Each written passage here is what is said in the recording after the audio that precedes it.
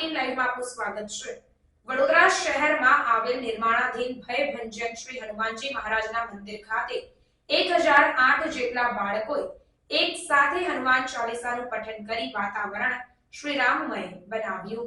સમગ્ર દેશ આજે જ્યારે ભગવાન શ્રીરામની જન્મભૂમિ અયોધ્યા ખાતે પ્રાણ પ્રતિષ્ઠા થવા જઈ રહી છે તો ઉત્સવ તરીકે ઉજવણી કરી રહ્યું છે, ત્યારે વડોદરા શહેરમાં આવેલ નિર્માણાધીન ભયભંજન શ્રી હનુમાનજી મહારાજના મંદિર ખાતે 1008 જેટલા બાળકોએ એક સાથે શ્રી હનુમાન ચાલીસાનું પઠન કરી વાતાવરણને શ્રીરામમય બનાવ્યું હતું।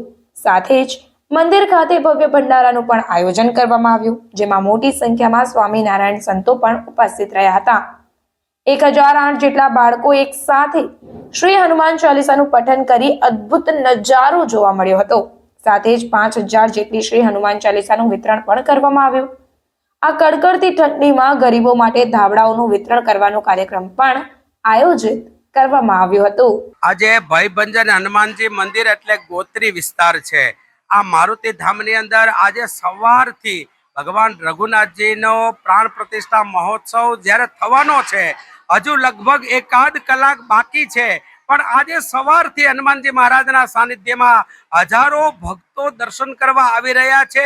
આનંદ અને ઉત્સાહ સાથે કોઈને કોઈ ભગવાનના દર્શન કરીને ધન્યતા અનુભવે છે।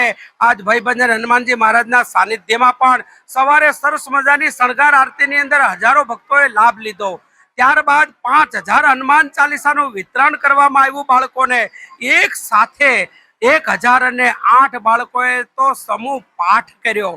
આજે ગરીબોને ધાબળા વિતરણનો પણ કાર્યક્રમ રાખવામાં આવેલ છે, તેમજ સાંજે મહિલા મંડળ દ્વારા ધૂન ભજનનો કાર્યક્રમ છે, સુંદરકાંડનો કાર્યક્રમ છે।